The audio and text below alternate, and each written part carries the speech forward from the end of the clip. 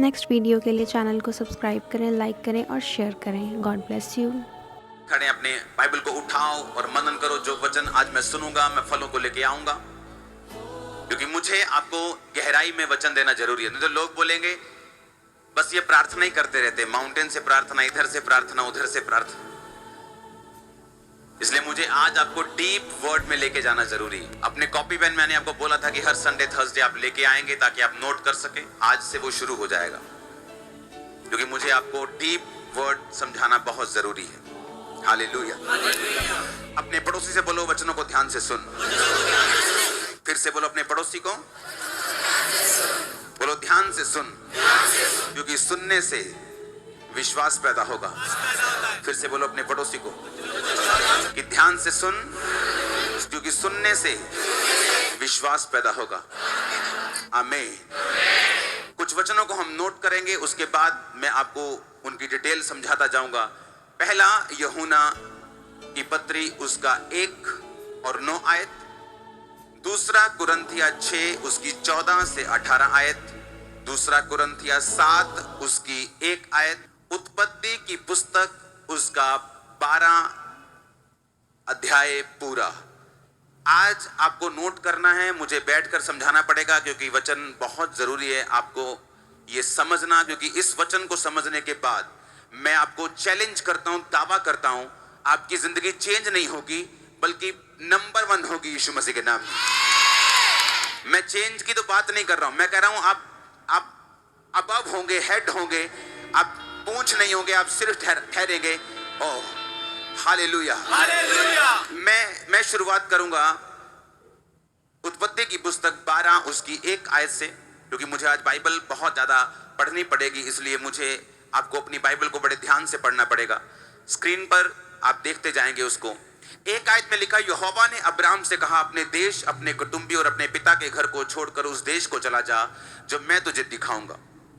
अब परमेश्वर ने एक अब्राहम नाम के बंदे को बोला कि अपने रिश्तेदार, अपना शहर, अपना देश, अपने बाप के लोग यानी अपने परिवार को छोड़ के उस देश में चला जा जो मैं तुझे दिखाऊंगा।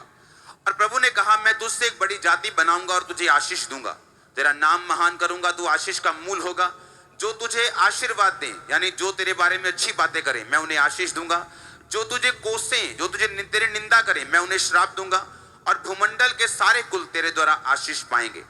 यहोवा के इस वचन के अनुसार अब्राहम चला और लूत भी उसके संग चला। और अब्राहम हरान देश से निकलकर जब निकला तो उस समय वो 75 साल का था। इस प्रकार अब्राहम अपनी पत्नी, सारे भतीजे, लूत और जो धन उन्होंने इकट्ठा किया था और प्राणी जो उन्होंने प्राप्त किए थे हरान में, उन सबको लेकर वो कनान देश में जाने को निकल गया और वो कनान देश में आ गए। सब बोलो आमीन। इसके साथ साथ मैं पढ़ना चाहूंगा उस दूसरा कुरिन्थिया के वचन को, उसके 6 से 14 आयत को। अविश्वासियों के साथ आसमान जुए में ना जुतो, क्योंकि धार्मिकता और अधर्म का क्या मेलजोल, या ज्योति और अंधकार की क्या संगति, मसीह का बलियाल के साथ क्या लगाव, विश्वासियों का अविश्वासी के साथ क्या नाता, मूर्तियों के साथ परमेश्वर के चर्च का क्या संबंध, क्योंकि हम तो जीवते परमेश्वर का मंदिर हैं। जैसा परमेश्वर ने कहा है, मैं उनमें बसूंगा, उनमें चला फिरा करूंगा और मैं उनका परमेश्वर होऊंगा और वे मेरे लोग होंगे।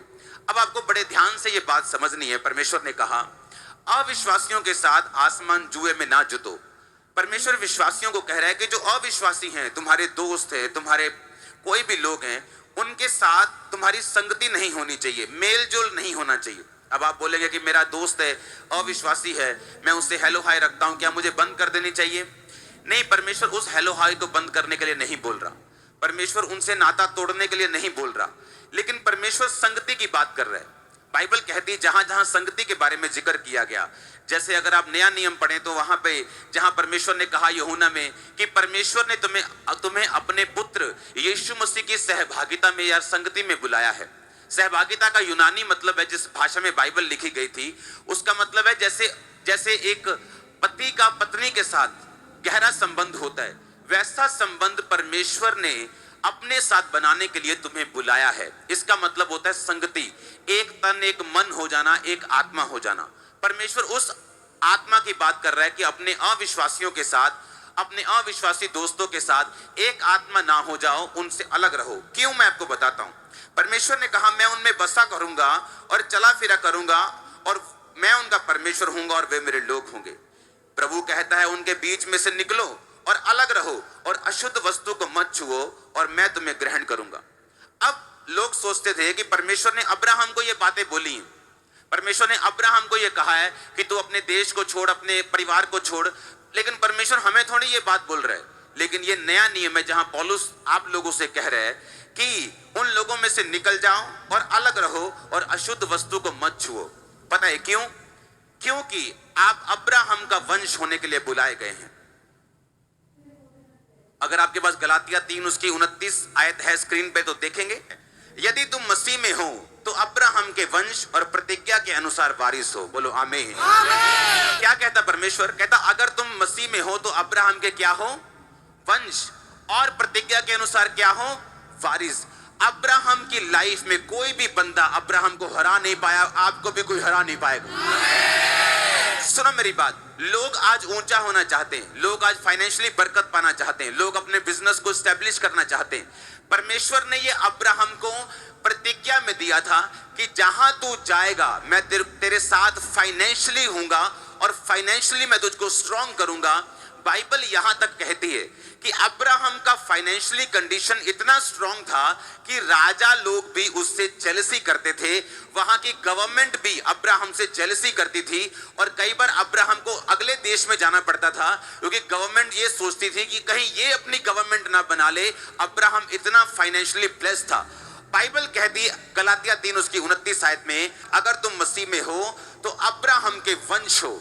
आपका फाइनेंस इतना तगड़ा होगा कि आप सिर्फ अपने लिए नहीं, आप लोगों के लिए आने वाले समय में सोचने वाले यीशु मसीह के नाम में। अब ये होगा कैसे? अब ये होगा कैसे? अब ये नोट करने वाली बातें हैं। परमेश्वर ने कहा पौलुस के जरिए, ये नया नियम की मैं बात कर रहा हूं, यीशु मसीह के जन्म की बात कर रहा हूं। कहता हूं लोगों में से निकलो और अलग रहो, अशुद्ध वस्तु को मत छुओ तो मैं तुम्हें ग्रहण करूंगा। हमें ये बात सोचनी है। आपने नहीं सोचना कि यहां पर आज लाखों की भीड़ है। आपने आंखें बंद करके सोचना है कि मैं बैठा हूं और सामने परमेश्वर की आत्मा मुझसे बात कर रही और परमेश्वर मुझसे कह रहा है कि अगर तुम मसीह में हो तो तुम अब्राहम के वंश हो। इसका मतलब परमेश्वर अब्राहम की तरह मुझे ब्लेस करना चाहता है। आप जानते एक बात, क्यों परमेश्वर ने अब्राहम को कहा कि इसमें से अलग रहो? पता है क्यों कहा कि अपने पिता के घर को छोड़ दो? क्योंकि परमेश्वर आज की कलीसिया को आशीषित करना चाहता था। पता है क्यों? ऐसा क्यों? अगर अब्राहम उस जगह से ना निकलता, ओके, तो कभी भी इजराइल का जो वंश था वो कभी भी परमेश्वर की योजना के नीचे नहीं आता। क्यों? अब्राहम घर से निकला, अब वो अकेला निकला, अपने भतीजे को लिया, 2 4 5 7 10 20 50 नौकरों को लिया, गाय बैल भेड़ बकरी लिए, जो उस समय के पैसे होते थे वो लिए। लेकिन जब अब्राहम घर से निकला उसे मालूम था कि अब मैं दूसरे देश में हूं। अपने देश में आपको कोई कुछ नहीं कहता। अब अपने शहर तो बोल देना कि डॉग भी शेर होता है, हाँ, अपने शहर में, अपनी गली में। तो वो अपने घर में हर कोई मजबूत होता है, लेकिन वो दूसरे देश में था जहां लोग उसे जानते नहीं थे। उसके पास पैसा था, उसके पास औरतें थी, उसके पास भेड़ बकरियां थी, उसके पास बहुत सारी ब्लेसिंग्स थी। तो उसको मिलिट्री रेज करनी पड़ी, उसको सेना बनानी पड़ी, उसको तलवार के साथ पुरुषों को शिक्षित करना पड़ा ताकि जब जरूरत पड़े तो लड़ाई करके अपने आप को सेफ रखा जा सके। उसको टेंट बनाने सीखना पड़ा, उसको मैनेजमेंट करने वाले लोगों को खड़ा करना पड़ा, उसको लोहा, उसको तांबे के कारीगर खड़े करने पड़े, उसको सारा कुछ इन हाउस खड़ा करना पड़ा। ताकि परमेश्वर ने ऐसा इसलिए किया कि अगर अब्राहम बाहर ना जाता तो ये सारे लोग उसके साथ ना मिलते, और जब ये सारे लोग उसके साथ अगर ना मिलते तो इजराइल का वंश कभी भी आगे नहीं बढ़ता, कभी भी चुना ना जाता। क्योंकि इजराइल के वंश को इसलिए राजा ने बचा के रखा था, फिरौन ने, क्योंकि वो लेबर बड़ी अच्छी करते थे, स्किलफुल थे, काम बड़ा अच्छा करते थे, और वो सारा काम अब्राहम के वंश से उन्होंने सीखा था। कितने मेरी बात को समझ रहे हैं?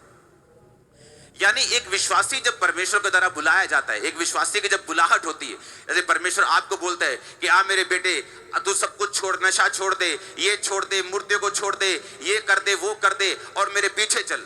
आपको लगता है कि ऐसा कैसे हो सकता है, मैं अपने घर को छोड़ दूंगा, अपने अपने परिवार को, ऐसा कैसे हो सकता है। लेकिन परमेश्वर आपको इसलिए ये कह रहा है कि आने वाले समय में परमेश्वर आपके वंश को फैलाना चाहता है, आपके फाइनेंस को बड़ा करना चाहता है, आपको ब्लेस करना चाहता है, आपको चंगा करना चाहता है, दूसरों के लिए आपको एक एग्जाम्पल बनाना चाहता है।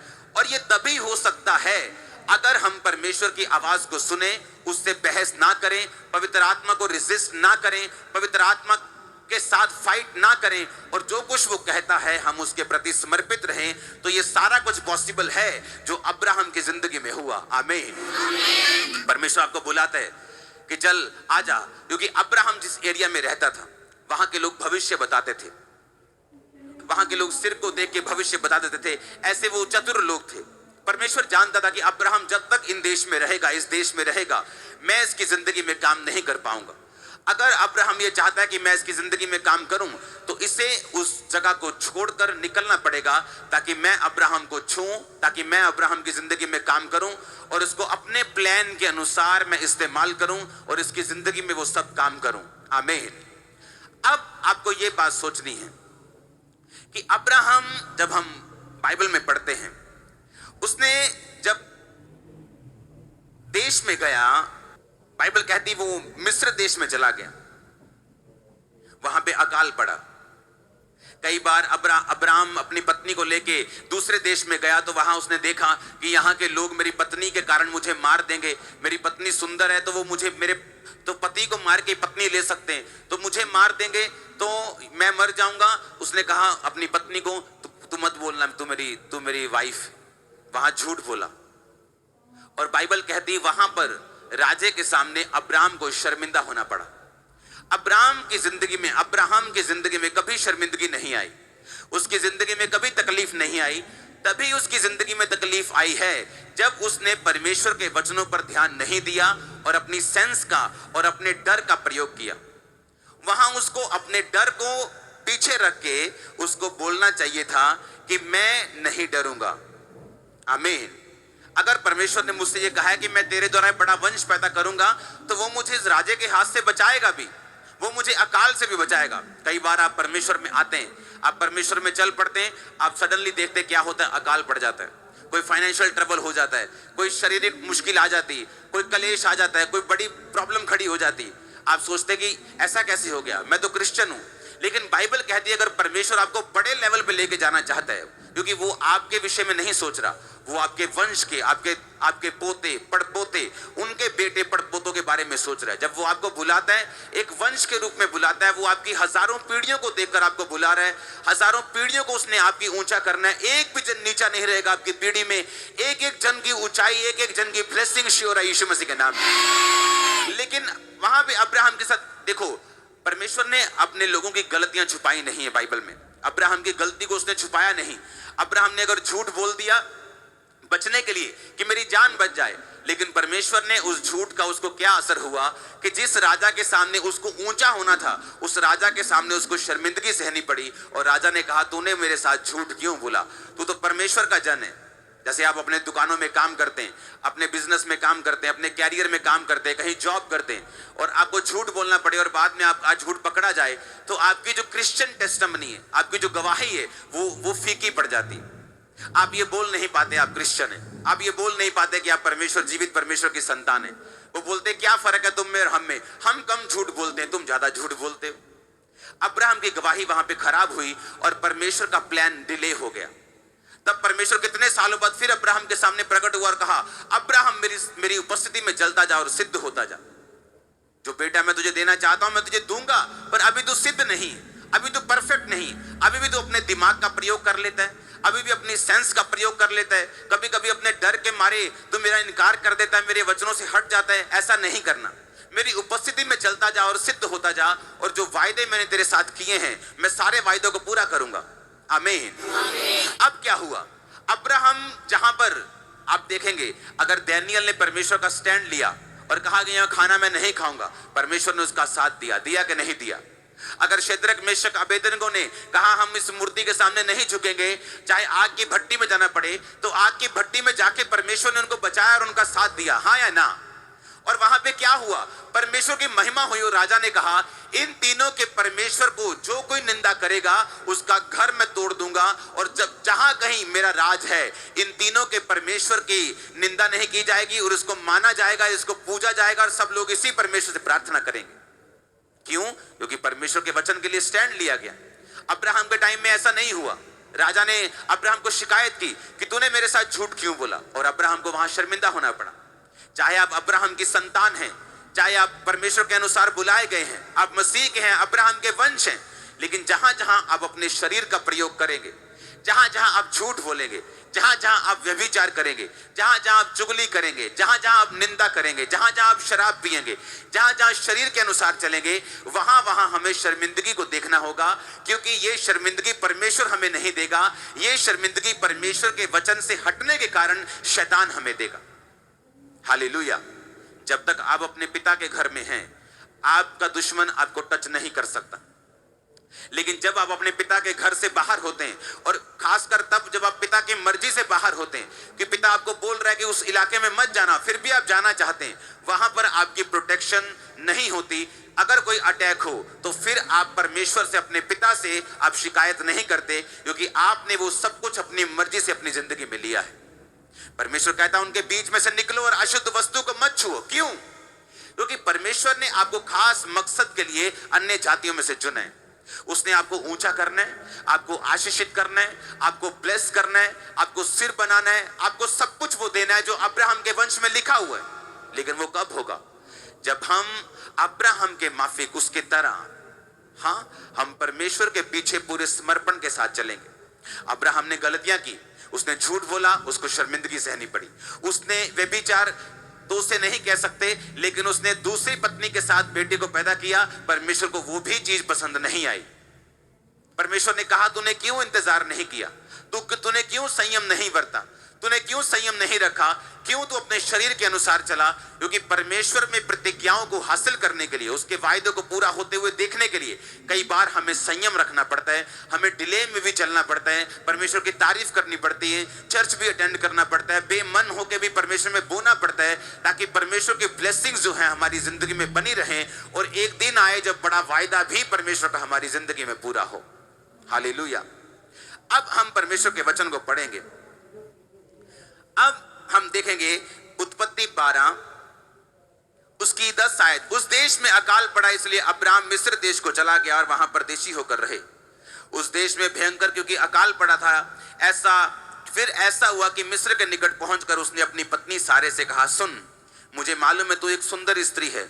जब मिस्री तुझे देखेंगे तो कहेंगे ये उसकी पत्नी है, वो मुझे तो मार देंगे पर तुझे जीवित रख लेंगे। इसलिए तू कहना मैं उसकी बहन हूं, जिसके कारण मेरा कल्याण हो और मेरा प्राण तेरे कारण बचे। हालेलुया। अब हुआ क्या? 17 आयत में देखेंगे, जब उस राजा ने गलत निगाह रखी सारे के ऊपर, क्योंकि वो स्वाभाविक था, क्योंकि वो उसको ऐसा मालूम था कि ये उसकी बहन है, तो उसने शादी के लिए उस पर निगाह रखी। परंतु यहोवा ने फिरौन और उसके घराने पर अब्राम की पत्नी सारे के कारण बड़ी बड़ी विपत्तियां डाल दी। जब फिरौन ने अब्राहम को बुलाकर कहा, अब्राहम को, कि तूने ये मेरे साथ क्या किया, तूने क्यों नहीं बताया कि ये तेरी पत्नी है, तूने क्यों कहा कि ये तेरी बहन है? हालेलुया। अब वहां पे अब्राहम को शर्मिंदगी का सामना करना पड़ा, जबकि वो ऊंचा होने के लिए बुलाया गया था। बाइबल में एक भी लड़ाई ऐसा नहीं जो अब्राहम हारा हो। एक भी टाइम ऐसा नहीं आया, चाहे अकाल पड़ा हो, चाहे कोरोना वायरस जैसे 10 वायरस आ गए हो, चाहे मंदी 10 गुना बढ़ गई हो, चाहे, क्योंकि तब भी वायरस होते थे, तब भी महामारियां होती थी, तब उनका नाम नहीं होता था, बात अलग है, उनको महामारियां बोल देते थे। तब भी महामारियां होती थी, तब भी अकाल पड़ते थे, तब भी मंदियां होती थी, तब भी देश की इकोनॉमीज गिरती थी। पर बाइबल में एक भी पद ऐसा नहीं है जहां यह लिखा हो कि मंदी के कारण अब्राहम को फर्क पड़ा हो, या किसी महामारी के कारण अब्राहम के लोग मर गए हों, या अब्राहम मर गया हो। आप यीशु मसीह के नाम में मंदियों के लिए नहीं बने हैं, आप यीशु मसीह के नाम में महामारियों के लिए नहीं बने हैं। आमीन। ऊंचाई आशीष आपकी चर्च। हालेलुया। ऊंची आवाज बोलो हालेलुया। अब अब्राहम जब वहां से निकला, उसे अपनी भेड़ बकरियों के लिए चरवाहों को करना पड़ा। उसके बाद चरवाहे थे बहुत सारे। अब भेड़ बकरियों के लिए उसके बाद टेंट चाहिए, तो उसको टेंट वाले लोगों को रखना पड़ा, टेंट सिखाने पड़े, उसको मिलिट्री रखनी पड़ी, उसको वो लोग रखने पड़े जो उसकी रक्षा करेंगे तलवार के साथ। एक बड़ा वंश पैदा होता गया एक परमेश्वर की बात मानने से। अगर अब्राहम परमेश्वर के साथ बहस करता कि प्रभु तू तो सर्वशक्तिमान है, महाशक्तिमान है, अगर तू चाहे तो मुझे इसी घर में आशीषित कर सकता है, मुझे अपने पिता का घर छोड़ने की क्या जरूरत है, मुझे अपना दोस्त छोड़ने की क्या जरूरत है, मुझे ये काम छोड़ने की, अपना कुटुंब छोड़ने की क्या जरूरत है, तू मुझे यहां भी तो ब्लेस कर सकता है परमेश्वर। लेकिन परमेश्वर का प्लान इतना बड़ा था, वहां पर अब्राहम को मिलिट्री क्यों चाहिए थी, वो बनाता ही नहीं। वहां पे अब्राहम को बड़ा टेंट की टीम क्यों चाहिए थी, वो उसको चाहिए ही नहीं थी। वहां उसको इतने चरवाहे क्यों चाहिए ही नहीं थे। जब वो बाहर निकला, परमेश्वर ने उसके तंबुओं को चौड़ा किया, उसके डेरे के पटों को लंबा किया, उसकी हदों को बढ़ाया, जो आपकी मैं होते हुए देख रहा हूं आने वाले समय में। यीशु मसीह के नाम में रिसीव करो अपनी हदों को बढ़ते हुए। ऑनलाइन चर्च ब्रांचेस रिसीव करो अपनी हदों को बढ़ते हुए। यीशु मसीह के नाम में मैं देख रहा हूं आपकी हदों को बढ़ते हुए, फाइनेंशियल हदों को बढ़ते हुए। आमीन हो चाहिए आशीष तुम्हारी चर्च। हालेलुया, ऊंची आवाज बोलो हालेलुया, ऊंची आवाज बोलेंगे हालेलुया। Thank you Jesus.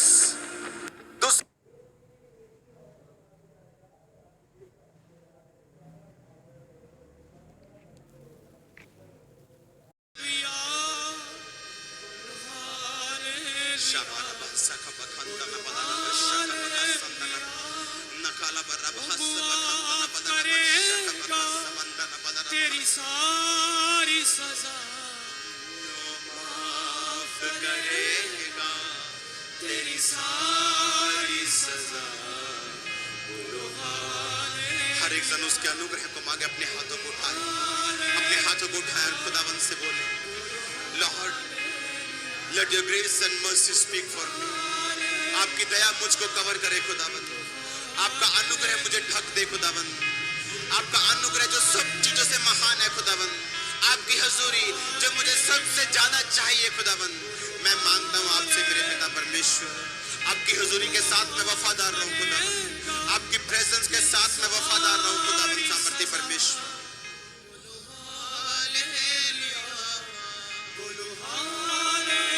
सब जन अपने हाथों को उठाएं और मांगे परमेश्वर, पिता मैं आपके वचनों से वफादार हूं, पिता यीशु मुझे सामर्थ और आग से भर दे।